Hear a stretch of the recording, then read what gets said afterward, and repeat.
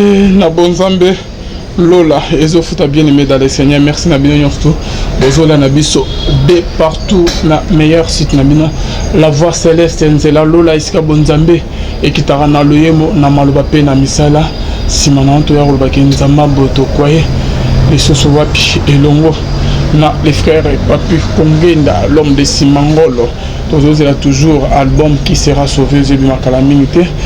Bissona Bama Sylvie Wachin, depuis Chantefond, la pasteur fait la mission.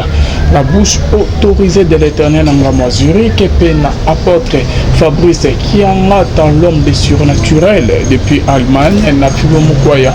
Motema Bivin, c'est deux mots depuis Londres, Pena en Gisèle, nous que le Motema Papa Emmanuel en Boston. Bons amis, Nabozambe Lola, Ezofuta.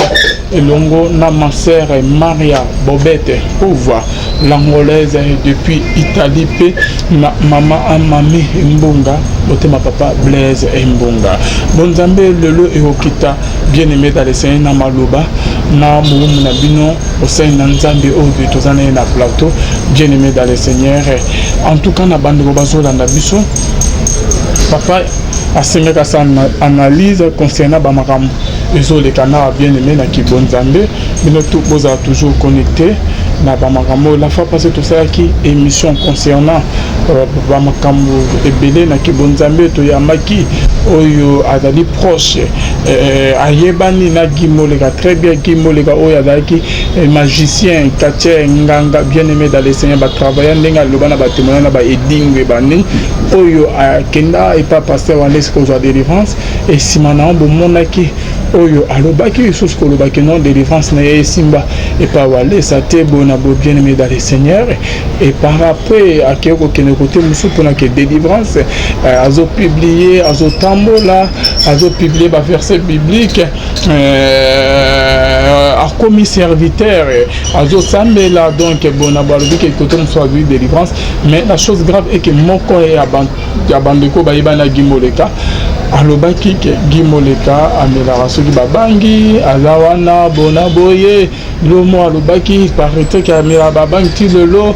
abongola na motema te azala na oke boye alobawana te akoma koteka soki paraît que bangi makambo ebele mais to na extrait ya moko ya ba oyo bahebana Gimoleka ndenge a dévoilé qui va makambo sous oke kokebisa libota na nzambe et on se retrouve tout juste après bien aimé dans le Seigneur. Étant un grand magicien, il a été frappé par Dieu, il a changé. Son ami Mioshiko au côté de la banque. Pena balabala. Oh. Ngana vana na 10e, ana 12e na entra mombele. Et monsieur za monde entier ba limiter nyoso ba ebingai. Donc gitina za comment na za di bien. Na yebigi. Na mona kagi.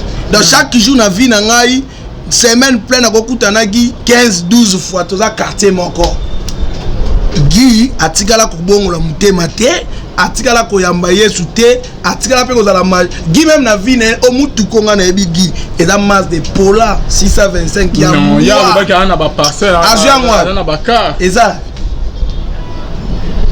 vous faites que osez makambo loba mais nazo biso na mwana limité na vana na 10e rigi avana na entrée à 12e risoko kota mombele Ogozo biloko lekisa on a TV partout au lekisango bana limité ba biso que prophète Gédéon il est né et grandi à limité en église na limité o eza reconnu na limité na yebigi étant un grand magicien il a été frappé par Dieu il a changé son ami Mioshiko au côté de la banque pena balabala oh ngana vana na 10e ana 12e na entra mombele et monsieur za monde entier ba limité nyoso ba ebingai.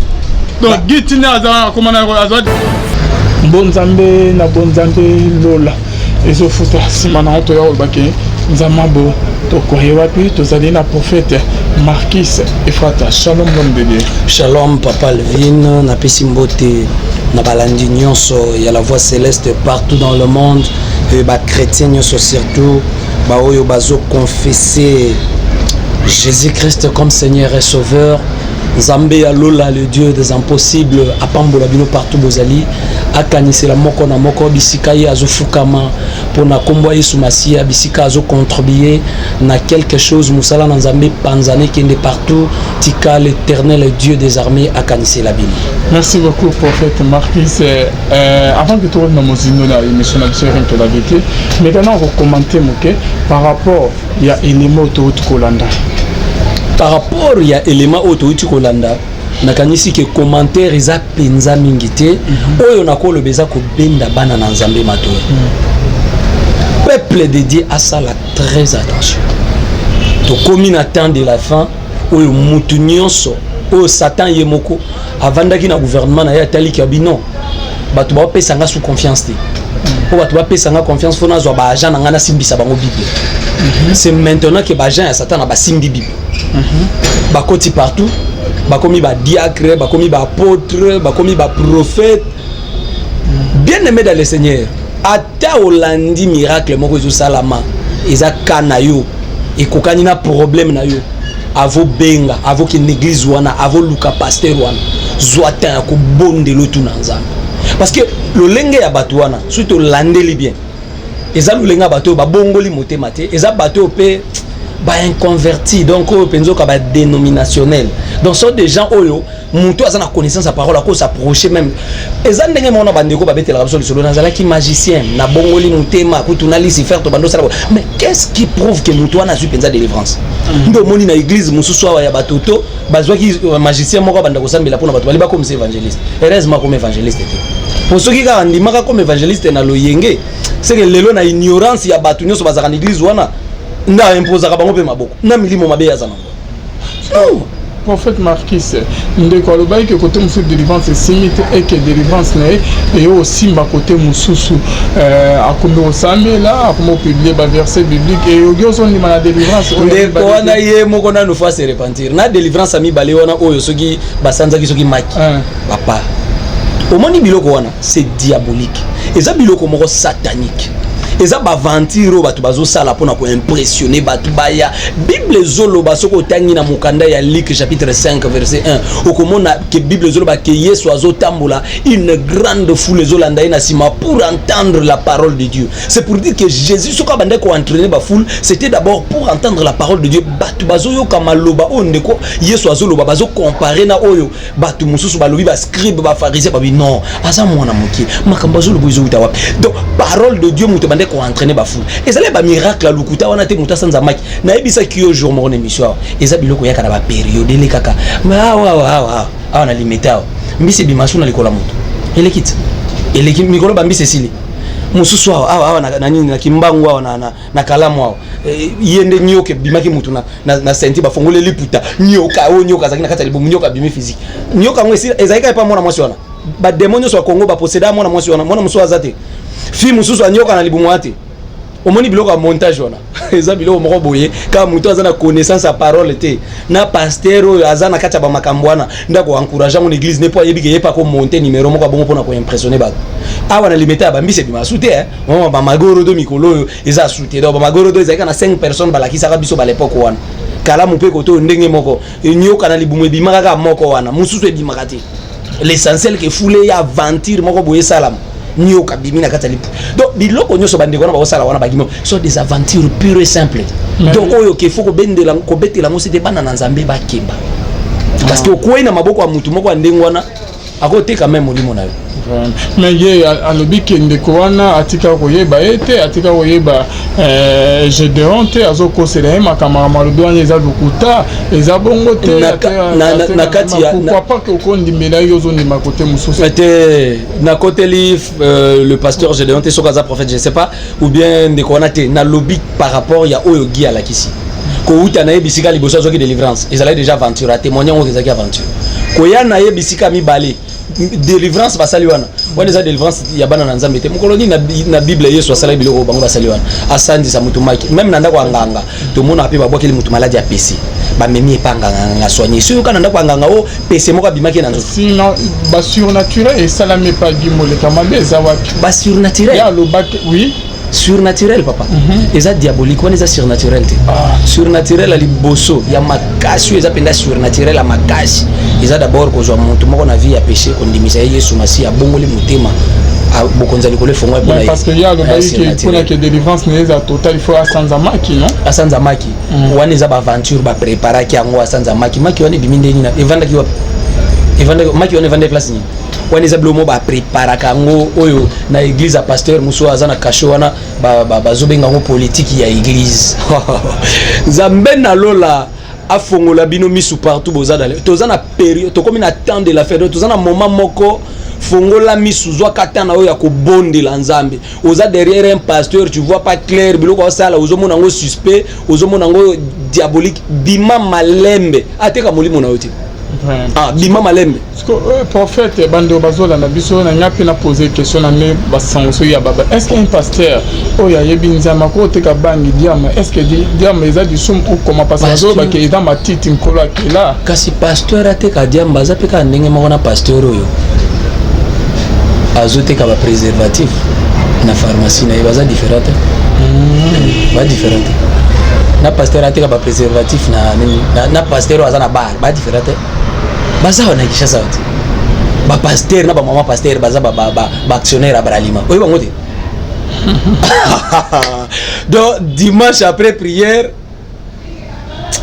ils a passé bana nanzayo ba fongola misu ba pasteur ba actionnaire ya abralima na Kinshasa baza na ba bar na ba boîte de nuit le pasteur na ba mama pasteur ba mama pasteur awa na bandala awa ba actionnaire ba yebani bilo na bango musuba koma musuba effacer mikolo ba effacer ba longoli ba komona ba communauté ya louer sa place ngo mais eza yi actionnaire abralima so mbaka masanga tia wana batu ba ya balangwa après ki atei batu na église ki kolango eza mabe kindumbe eza mabe meloko pesa kindumba yango yo zo pesa baninga kuna ba omela yango yo zo salela ba action kuna pozwa mbongo voilà ba pasteur na biso otozana bona mbongo parce que après émission wana les prophètes azaki ba menace et pas Guimo le kamenancé ko kamisa bilo moya bona makamwa ya kikolo non Guimo le kaza la censeur azala censeur en dehors ya nyonso et salami wana azala na censeur Nzamba linge makasi il faut se repentir vraiment lukanzambe abima pena na kati ya makambo wana abima penza na kati ya makambo wana abima penza na kati ya makambo wana OK dilo banini lelo omemeli bana na Nzambe partout bozolanda biso dans le monde Nzambe na lola pambola bino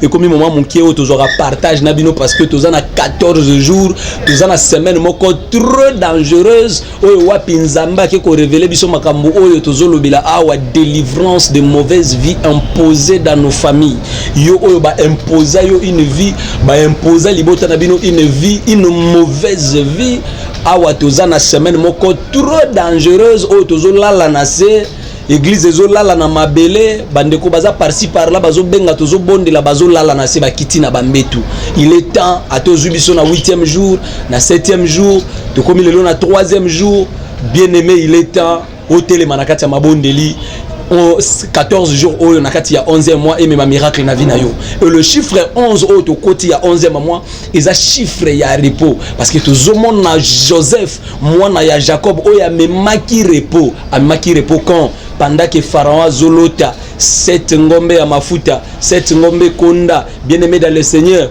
bazoluka interprète nango bazokende kozwa Joseph na prison azoya ko interpréter azoloba ke nazomona 7 années d'abondance et 7 années de malheur bien aimé dans le Seigneur na tongwa lelo butu ya lelo pokwa ya lelo par rapport ya mboko zolandanga et cause à la paix aux traverser 7 années d'abondance voilà pourquoi ce moni parole de Dieu aux appelle lui aventurier ozana on a 7 années d'abondance ce qui 7 années de malheur et kotaki na Égypte kiti na vie na yo c'est alors que kozwa conscience ko lukanzambe au cause à l'autre traverser na nous bien aimé ndeko zomona Joseph azo interpréter ndoto oyo que cette année d'abondance bozomona oyo et ko le kanzamba zo la que cette année de malheur ekoya tala Nzambe alola azui vision aki apesi Pharaon muto ambongo mozui muto azana ba garde corps mazui provision ya vision aki kopesa esclave na kati ya prison bien aimé ko se minimiser te bisiko zali ozana provision Nzamba apesi pona libota na yo ozana provision Nzamba apesi pona foyer na yo ozana provision Nzamba apesi pona bana na yo bien aimé hôtel mo se lever na prière parce que na 14 jours tozo bondela Nzambe ya lola a visiter yo e combat a visiter yo mutozo souffrir a visiter yo muto ozo échouer a visiter yo muto oza rejeté a visité au Moutoza humilié. Bien aimé dans le Seigneur, 14 jours oyo tozo lala na mabele. Tozo bonde la nzambe que année aussi le na bikam. Parce que 11e mois Joseph Faza 11e fils ya papa Jacob. Yenda memi repos, a memi repos pendant que nzale beti ya 7 années de malheur. Bien aimé dans le Seigneur, bana Jacob va télé pour nous que luka biloko na Égypte. C'est alors que nzambe na lola zoboya. Kenzala wana soki continue cette année et continue na batu mususu mais continue na famille à Jacob était celui qui avait l'alliance avec Dieu. Oya tombola ki alliance na Bethel, oya tombola ki alliance na mboka ya Luz, a changer ki yango kombo apesa ki yango Bethel. Nzamba boyi nzale kota na libota na ye. Nzamba ekotele misa Joseph, oyo wapi azala ki mwana oya mema ki repos. C'est pour dire que 11e mois ol repos ekota na vie na yo. Repos ekota na kati ya bomo ina yo. Naomi ayebisa ki rite pendant que bana na ye bakufi rite na orpa batika libongo ba veuve. Naomi azoebisa rite, je vais assurer ton repos. Que chacun de vous trouve du repos dans la maison d'un mari. Eh bien aimé, ndako alibali za la kabisika ya repos. Et mobali oyo Naomi azolobela, que chacun de vous trouve du repos dans la maison d'un mari. C'est Jésus-Christ de Nazareth. On dit meli Yesu Masia, il faut que vous trouviez repos na libala na yo, au souffrir ming, au trouver repos na vie na yo, au souffrir ming, au trouver repos na santé na yo. Maladie o nyokoli o bamvula na bamvula. Il est temps que le Dieu des impossibles a visité bon moina yo. Bien aimé bisiko zali, tozo fongola passage biblique moko oyo wapi to ko clôturer na ngona deux passages mususu. Bisiko zali ozu mukanda ya Ézéchiel. Chapitre 16 to bandina verset 1. Nzambe na lola pambola yo bande konyoso oyo bazo bundake musala oyo ekende liboso partout dans le monde oyo wapi bozo soutenir musala oyo na prière na maboko na bino likolo ke Nzambe oyo alola a visiter bino oko banda na Ézéchiel chapitre 16 comment ngo bisiko zali pendant que zolanda parce que ça à travers verset oyo nde tozo fongola oyo zali exhortation oyo komema révolution pe évolution na kati ya bomo inayo mukanda ya Ézéchiel chapitre 16 verset 1. La parole de l'Éternel me fit adresser en ces mots. Fils de l'homme, fais connaître à Jérusalem ses abominations. Tu diras ainsi parle l'Éternel. À Jérusalem, par ton origine et ta naissance, tu es des pays de Cana. Ton père était un Amoréen et ta mère une Étienne. Bien-aimé dans le Seigneur, Awanzamba Zobisa, prophète Ézéchiel, fais connaître à Jérusalem ses abominations. Bien-aimé, au cause la lelo oyeba kana nute nanu ba memio te ba faire connaître yo ba réalité o esalama na kati ya famille na bino cause la lelo zo bloquer bino awa Jérusalem mboka na Nzambe peuple de Dieu nde bazana kati wana mais Nzamba zoyebisa prophète kende kotalisa bango ba abomination oyo ba salité mais oyo esalama lelo zo vivre vie moko ya mabe moko boy oyo esalama oyo yebiti yango moni na émission passée to fongola ki nanu likambu ya bankodia to fongola ki likambu ya ba chef coutumier mais loko moko to linga ki to fongola pe lisusu ezalaki ba famille oyo bazana noko na bango baloba ki noko na biso azana kindoki te yali azaka na nzungu wa famille oyo batela kalibota voilà totem na bino nde yangwana blocage na bino nde vane loko wana pendant que bozana koko moko azana nzungu moko boy yali aka batute nzungu wana ezande pona ko batela libota ya bomaka na yete noko na biso wana yazana na problème te azaka na kindoki ya ko batela ba esprit moko te ko vande banda ko batela bino gratuitement ba esprit nyoso batela ka wana o wana bazobenga ngo sorcellerie de conservation. Donc sorcellerie de conservation wana yango eza na bitu ya ketango ba pesi noko na bino nzungu ya kindoki c'est pour dire que ndoki ako uta na famille musute akota na famille na bino boma samba pesa autorisation. So ba esprit o ezo batela bino eza ndenge moko ba soda donc batinda bango bokende ko sala sécurité na lopango ministre il faut balia il faut ba mela pendant moment bazo sécuriser yo bakomi ko lia ko dépendre na nzoto na yo. C'est comme ça aussi les esprits pendant que ba imposer bango ba sécuriser vie à famille o ba esprit on ko se nourrir ezo lia mabala na bino ezo bomela bino vie ezo kanga bino misala ezo lia mbongo bino bo sala misala bo kende liboso te parce que bozana ba esprit o ba disposa et contrôler bino spirituellement et battre la bino donc ba bimisi on dirait eza protection or eza protection te eza une porte ba fongole libino en fait vie na bino za la détruire. Awa Nzamba zoebisa prophète Ézéchiel fait connaître à Jérusalem ses abominations yebisa bango de par ta naissance de par ton origine Et bien aimé dans le Seigneur, ndo moni ndeko moko nga nazoteya sur la profanation de ce qui est sacré. Ya zobenganga zobisanga, mais quand vous dites que papa mona bolumbu, mwana mona bolumbu à papa eza malédiction, mais vous pouvez nous expliquer bamindele basokolaka na bana na bango na piscine, est-ce que malédiction? Bien aimé awanzamba zoroba, de par ta naissance et ton origine. D'abord qu'on compare origine na ona ya mundelete. Bien que besoin tous abattre, mais yeba premièrement que yo outi d'abord na kati ya coutume ya sorcellerie. Alors ozana bitumba ozo lié yo na kati ya coutume, na kati ya sorcellerie, na kati ya baliansa kindoki. Soko okeko buka lisusu mobeko ya nzambe, okeko détruire encore, okeko simba encore ba mibeko oyo efongoli satana porte likolo ya vie na yo. C'est alors que vous allez malheureux na vie na yo, que vous allez malheureuse parce que moi na oyo par erreur même maman bandai ko lata bilamba, moi na wana amona bolumba maman na alakela mi mabe. Mwana wana amona bolumbu papa na alakela mi mabe eza même na bande ko musuba benganga au prophète ndenge nazawa ngai batu nyonso tango mama zobela bazala kité na sokola mama na biso mususu ayebisi nganga nazaki munganga falaki na soigner mama na tobola ke batonga za kolongola bilamba. C'est comme ça que ça maudit, c'est comme ça que ça maudit parce que soko tangi Lévitique 18 banda na 6 soko ka Bible zolo ba que nul de vous ne s'approchera de sa parente pour découvrir sa nudité.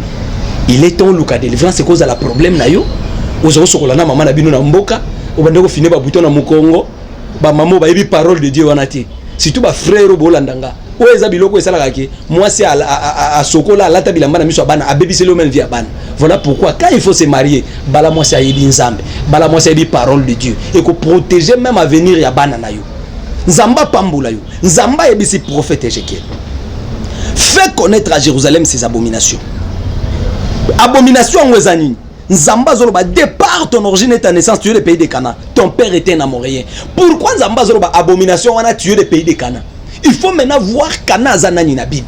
Pourquoi Nzamba zobenga kombo ya Cana lokola abomination? Mboka ya Cana lokola abomination. Bien aimé dans le Seigneur, kombo yo zoporté, origine yo wuti, famille yo wuti ozoka bazolo bela awa de par ta naissance. Mboka oyo botama, origine bino bobimeli. Boza batu ya Cana. Soko Cana zanani. Faut luka na Bible ba Cana zanani. Ninye sali kenzamba benga Cana abomination. Alobela Cana na kati ya abomination. Alobela Cana na kati ya bambeba. Oye koza li salama na famille na yo. Oh lelo yo zobeta tolo nous sommes dans l'état de la grâce. Yesu akufela biso ne kulusu. Yesu akufela bino ne kulusu. Papa na bino za kinganga. Mama na bino bandobo kila batu bambasu. Mama na bino mboka bwa kila batu bakake. Papa na bino abebisa bana batu na sorcellerie. Akoti sa bino na kati ya baliansa mulili. Makambi Yesu akufela ko ne kulusu yangwana. Yesu akufa ki univers seulement pour na biso nyonso. Natina était le péché ya Adam. Biso to za la sauver na kati ya péché wana à chaque fois to kufukama. To tomboli maboko likolo kulusu loko la peuple de Dieu na kati ya désert. Tango nyoka zo so bango bazo tombola maboko likolo. Délivrance ekité la ki bango tango bazo simba le serpent de rang qui est la croix de Jésus-Christ. Ezala ki natina te que aux alliés na kati ya famille na bino ondimeli Yesu mbala moko makamna yo changer. Mais si c'était le cas via batno so baotambola on échange entre autres ya yo muto yo pasteur na yo te ya kaota de la grâce ayebisaka yo ke na temps de la grâce ko luka délivrance c'était Yesu akufela on ekulusu. Bien aimé dans le Seigneur nzamba zoloba que faire connaître à Jérusalem ses abominations. Jérusalem mboka na nzambe mais nzamba talisi prophète ke zana ba abomination na kati. Yo poko za la sœur en Christ mais nazo talisa yo ke ozana ba abomination. O ezo lié peso condamner ezo boya yo bala, ezo boya yo bota, ezo boya yo progresser, ezo boya yo kende liboso, ezo boya yo za la bonne santé, ezo boya yo simba mbongo, ezo boya yo o bénéficier na ba relation nzamba tena tout autour na yo. Kana za nani po nzamba lo ba abomination. O fongoli mukanda Genèse bisiko zali, o longwe na Ézéchiel. O fongoli mukanda Genèse chapitre nango 9, to fongola ngo le plus vite que possible. Genèse bisiko zali nzambe na loi pambolo mutozo landa attentivement avant na bondela nazana bezo fongola Bible na yo o fongoli mukanda ya Genèse chapitre 9 obandi na 21. Bible zolo ba panda ke mukile kufi na mvula Noé na bana na ye ba yesikoyo ko investir nzamba kitisi arche mai kauki obandi na 21. Bible zolo ba un jour Noé ameli masanga. Il but du vent, s'enivra et se découvrit au milieu de sa tente. Cham père de Cana. Cana oyo ki bauti kolobela na Ézéchiel. Bible zolo ba Cham père de Cana. Cham père de Cana. Vit la nudité de son père. Mutu amoni bolumbu ya Noé eza Canate. Eza Cham papa ya Cana. Ake komona bolumbu ya Noé. Et il les rapporta dehors à ses frères. Aya ebisi ba bande ko na ye na koti na ndok par erreur na kuti papa bon na kuti na ye alali azana bolumbu alataki bilamba te. Alors Sem et Japheth prirent les manteaux, ils se mirent dans leurs épaules, marchèrent reculant, ils couvrirent la nudité de leur père. Comme leur visage était détourné, il ne vit point la nudité de leur père. Lorsque Noé se réveilla de son vin, il apprit ce que lui avait fait son frère cadet. Zamba Pambola. Bible Zoroba, chacun aura comme ennemi les gens de sa propre famille, les gens de sa propre maison. Pendant que Cham azomona bolumba Noé, ake ko betela ba voisin lisolote, abeleli bato balabala te, ayebisika bandeko na ye ke na moni bolumba papa po azana kwiti. Bandeko ne bazui manto bake bazipi papa na bango. Mais Bible Zoroba pendant que Noé masangesili kwiti esili, Bible Zoroba ke il a pris ce que lui avait fait son frère cadet. Aye ko yeba ke mwana na ya suka Cham amona ki bolumbu na ye. Nanya yebisaki Noé. Nanya ke ko trahir Noé. Bien aimé, ezana biloko mususu ke loba mité. Ezana ba secret mususu soke loba mité. Même Satan a moyen s'infiltrer zati. C'est pour dire que nakati avi na yo par erreur obimaka na grand frère na bomwana, obimaka na noko na bomwana, obimaka na ndeko mobile na yo na erreur, soit tout ça là qui inceste moko boui. Ce qui famille yebeloko wana te, même spirituellement, c'est possible que bo bongisa ngo pe prière et salam Nicolas vi na yo makambe changer. Mais tant bozuli kamo bo exposer ngo même na famille, sorcellerie s'infiltrer directement, maloba mabebi mi vi na yo e baby. Et comme le siko mukumba ya koluka ba délivrance ebeli. Awa Cham moni bolumbu abeteli bandeko na ye kaka, bandeko na ye basali nini? Ba beteli papa. Siko Bible Zoroba pendant que Noé aye koyeba yango. Bible Zoroba et Noé dit, maudit soit Cana, qu'il soit l'esclave des esclaves de ses frères. Awa Noé azola ki la Cana mabe. Mutu amoni bolumbu za Cana te. Cana azande mwana Cham. Mutu amoni bolumbu za Cham. Mais Noé alakeli Cana. Pourquoi Noé azola ki la Cana? Na fongole la yo révélation oyo. Noé azola ki la Cana parce que Noé yebiku. Mutu nyoso na mokili awa tango azo vivre. Relève ya vie na ezalaka bana na ye. Cham ata moni bolumbu nanga aza mwana nanga. Soki na lakeli mabe pendant que akobeba vie na ye kozala modi asala ezo simbate ngata una konuna nanya kosunganga. De préférence na lakela Cana mabe po Cana aza mwana Cham. Nga Cham asunganga tina vs nanga soki na kufi soko Cham tango ko Lucas ko anuna azana makasa ko sala te akomi na besoin bana oya yeba sunga ye. C'est alors qu'akokuta ke bana na ye na lakela ki bango déjà mabe moye basunga ye zaki tala mahele ya papa o e koza la kana yo balakela bino e pa koko muntu akotanda kwa nganga koko muntu asala ba cérémonie mulili koko muntu azaki chef coutumier koko boyoka yango muntu azaki na nzunga kindoki koko mais yende muntu oyo akenda ko utiliser bino atala question na saleli bana nanga ekesimba te bana nanga bazala bia basunganga na salela ba koko nanga akenda ko livrer ba génération en génération na ba contrat mulili ya ténèbres a imposer une mauvaise vie likolo na bino ba esprit o imposer bino vie ya échec lelo zobotati 8 ans ngol lelo makambezo simbate 9 ans ngol lelo libale zo yate 40 ans ngol lelo misale zo simbate 60 ans ngol vie na yo zo progresser te ozo bondi la makambezo changer te bien aimé nzamba zo ebisa. Prophète Ézéchiel fait connaître à Jérusalem ses abominations. Bazabatu ya Cana. Papa na ya azalaki na moréen, maman na ya azalaki na Étienne. Tout na lelo tala histoire ba Cananéen. Okoya ko comprendre que maloba oyo Noa lobaki likolo ya Cana et kitaki na ba génération en génération et même qui malédiction et même qui mauvaise vie ndenge moko pe koza la libota na yo bozo vivre une mauvaise vie na domaine ya mariage mutu akota libala sepela zati na domaine ya mbongo mutu azwa mbongo umela na ngwa zati batu so basimba ka mbongo à un certain niveau fatika la maboko pam à un certain niveau makambo feu bloqué bien aimé na tongo ya lelo na pokwa ya lelo na butu ya lelo par rapport à mboko zolanda ngai okoza loza lié na kati ya misala oyo ya mulili oyo yo salate me oyo Cana sala koko na yo oyo Noa alakela maloba euta na famille ya bo papa euta na famille ya bo maman evandisa bino euta na nkodia. Bien aimé dans le Seigneur, même biloko tozolo bilao oyo ezali nkodia sont des choses oyo ezali kodia za malédiction kodia bengana kamibali kode bomaka mbatu, kode za malédiction qui misaka mbongo, kode kausaka batu bozo sala bozo remarquer ndike to salela ka mutu moko boye mbongo no suke yeba facture bandi ko futa ti otikale maboko pam suko force en code ya onoko na mina salela ka wana oya sombela ka mituka wana nde futsaka bino banyongo de génération à génération ba étoile na bino bakenda ko hypothéquer yango quelque part bozo travailler lokola bana Israël na kati ya Égypte. Bien aimé 14 jours oh tozo bondela nzambe longo na yo tolo na se tozo yoka prophétie tozo prier alliance na nzambe zo salama nzamba lola longo la yo maya misu nzamba lola bimisa yo na bisika nyoso bakende ko kanga vi na yo na bisika nyoso bakende ko lié bomo na yo na bisika nyoso bakende ko bloquer vi na yo. Bien aimé ozo landanga numéro yangwana pandaki ozo linga po benga na bosanité ko loba likambo pe na kotika ko loba ngote bondela sambela tuna penzambe osala nzambo est-ce que aza mosali na yo Seigneur so na bengie olobelanga pe osala nga bikambo so za convaincre so Saint-Esprit convaincre yo te n'appelle pas so za convaincre benga to bondela pona yo okomona mamzamba osalela yo.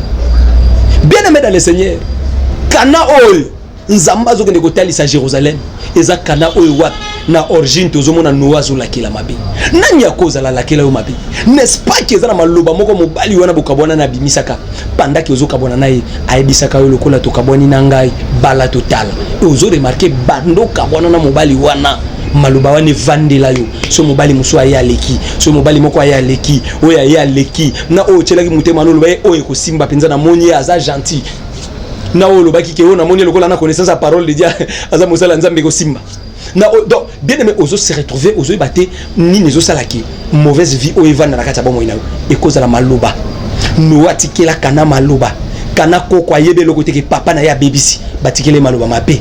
Bien aimé dans le Seigneur na poko ya lelo na tongo ya lelo bisiko zolandanga zala concentré ya que tous la semaine moko très dangereuse on a zo libérer ba parole likola vie na yo pour Noé à laquelle kana mabe. Bien aimé dans le Seigneur tozo mona paix papa moko na Bible Jacob yepé avant kufa avant d'ici libota na ye asalisi réunion de famille na Genèse chapitre 49 azolo bana bana na ye je vous annoncerai ce qui vous arrivera dans la suite du temps mais ko annoncer yango azola ki la ribin mabe azobi sa ribin mon fils ribin tu es le prémisse de ma vigueur mais tu n'auras pas la prééminence à longola qui est première place au cause la longola yo première place yo zala kan échec makamuno zaka échec mais tangu Moïse azoya na Deutéronome chapitre 33 verset 6 ozomona que Moïse azo pambola bana Israël la bénédiction prophétique de Moïse atali riban amoni ba ribenite libota moko ba lakela mabe libota moko ba kondana Moïse azolo ba kérubin vive. Ce matin, ce soir, na kikoloba yo muto zamodi, yo muto zobotate, yo muto balakela mabe au vivre, vina yo fongwama à travers cet enseignement, à travers cette exhortation. Bon mo ina yo fongwama pendant que zo benga na zo bonela pona yo, tozo ka prophétie à vina yo, nzamba zolobani, en fait que makambe fongwama ane o etika na 60 jours à pamba, 60 jours et si l'on a kolela te, 60 jours et si l'on a condition anate, 60 jours et si l'on a maladie yote, 60 jours la main de Jésus kota nanda kuna yo même ceux qui ba infiltrer mutu moko batinda mutu moko kota déjà bebisa nzamba ko bimisa ye eza 60 jours etikali avant nesila tozo kende nango na délivrance des mauvaises vies imposées likola vie ya bana na yo ya yo bana ka bandumba ya yo bana ba délinquant ya yo bana mitu likolo udo ba ya ba bwakela bango ka esprit moko ke yo lokola ba réussir yo te ba bwakeli vie wana bana na yo que réussir la tête na mona moko te tala le sengo na yo zala ka te so tali vie bana na yo tu te dis mais bana oyo nini kaka nzambe na ngaji bien mais bano faut consacrer bango bano faut bakota na alliance na nzambe sinon te okosala musala ya mpunda na sina moyo à cause ya ba esprit ya famille tika nzambe oyo ya lola le Dieu des impossibles le Dieu des frata a visité vie na yo a visité bomo na yo a visité bana na yo a visité misala na yo santé na bisiko zolandanga visitation kota na kata bomo na yo. Ok, voilà, bon Zambé, les offres, merci. L'homme de Dieu pour un message au PC.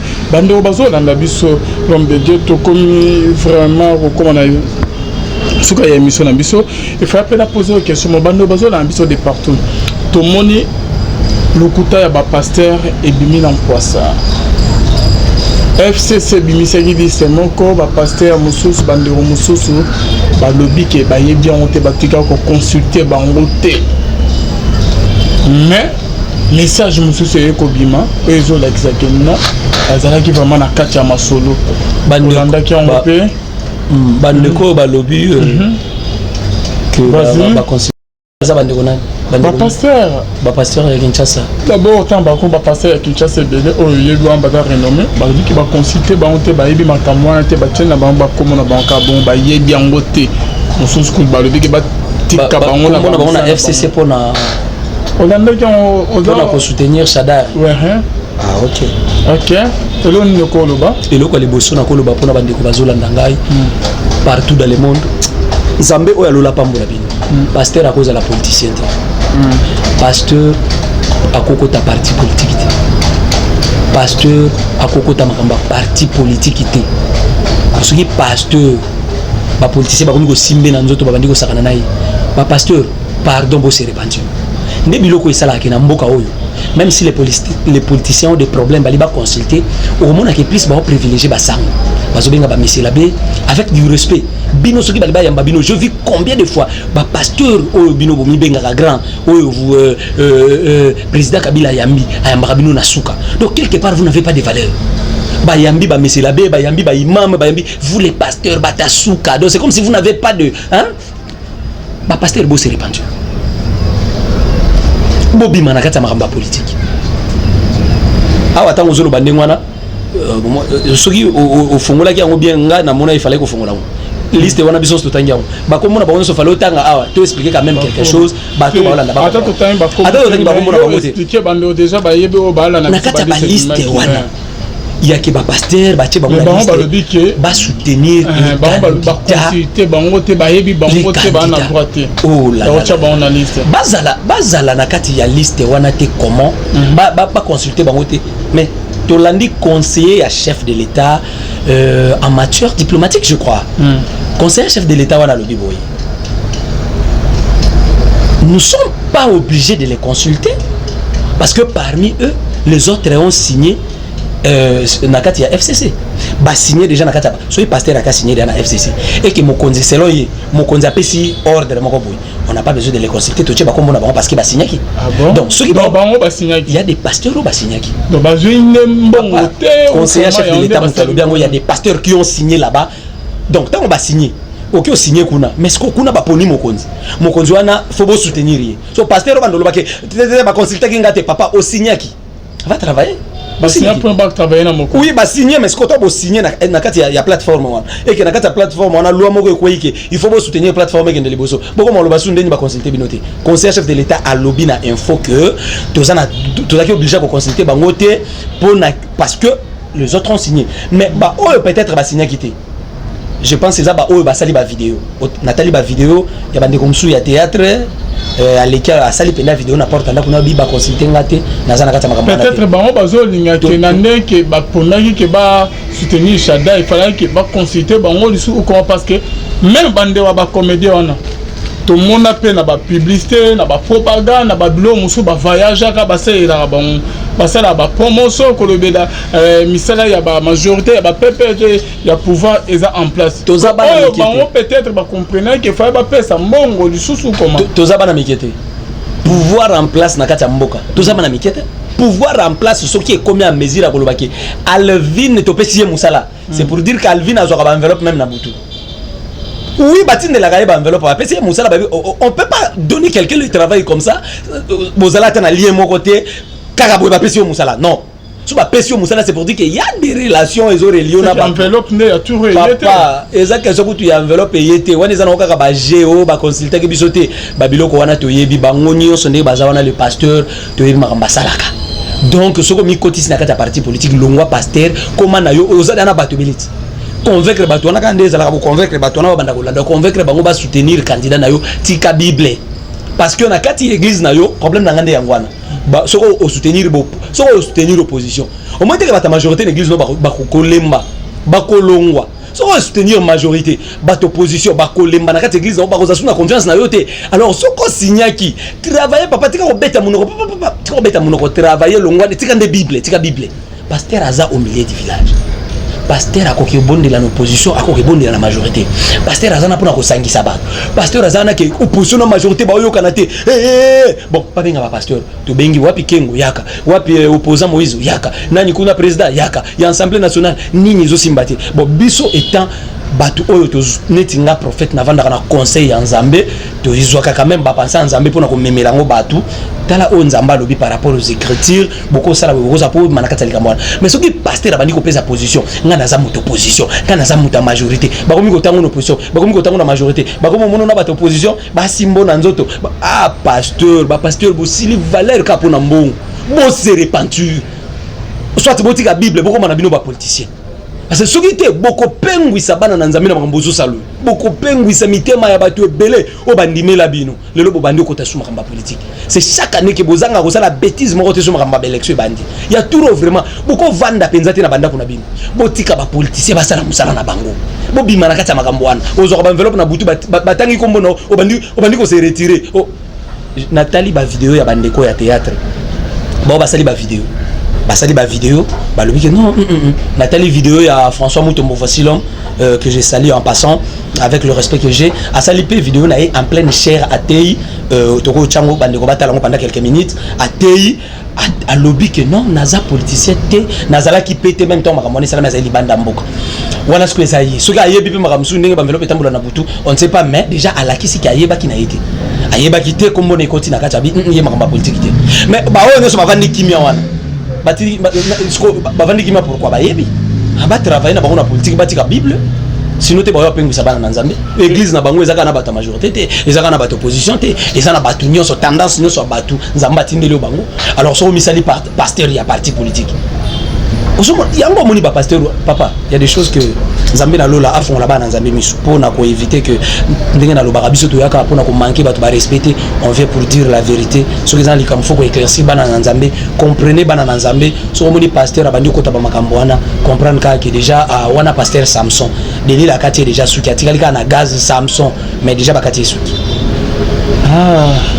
ok voilà bien aimé dans les seigneurs toujours na cadre émission na biso comme na fukana l'homme de Dieu papa bano bazola na biso de partout message nini oko le banet ke na mamno to le bina banene émission pena oyo ko sukisa na politique naza na message ko lobela pena makamba politique te lelo parce que olobaki une émission ko salama to pesa ba directive sur nation et ko salama sur les élections sur nation c'est par là que peut-être on relobela mamba politique en entendant place Nazali nazo sentir onction à déclarer likola bateau bazo souffrir likola bateau bazo souffrir injustement likola bateau baza condamné na ba malade likola bateau ba loki bango ba détruire ba vie na bango ba foyer na bango ba teka bango ba vie ba bloquer bango ko bota finance bloquer na mbet hôpital pendant que nazo lo bazo ba te soutien uta wapi nazo onction à déclarer likolo na yo muto za condamné emprisonné quelque part lié na kata alliance mulili ya ténèbres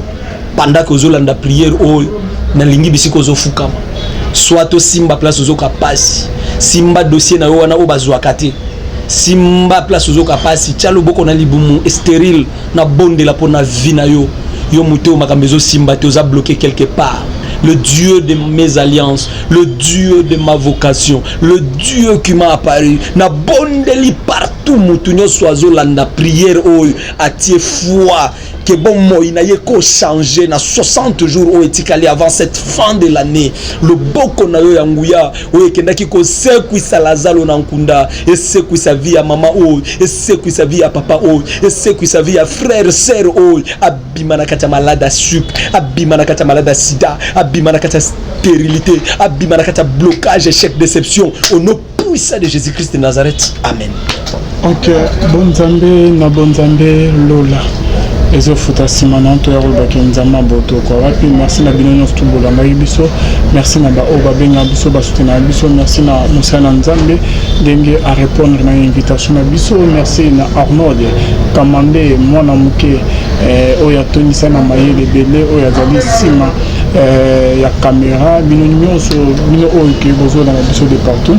toza wana mpona koservir bino, toza wana mpona kozala contre baninga te, toza wana mpona kobebisa image ya bamisusu te, mais toza wana mpona kosala mosala soki eloko ebimi na média, soki eloko ebimi actualité na kati ya média esengeli etanke biso bajournali bapantisa yango tomeke kolobela yango totalisa peuple de Dieu esika nini tozo kende bien aimé dans le Seigneur.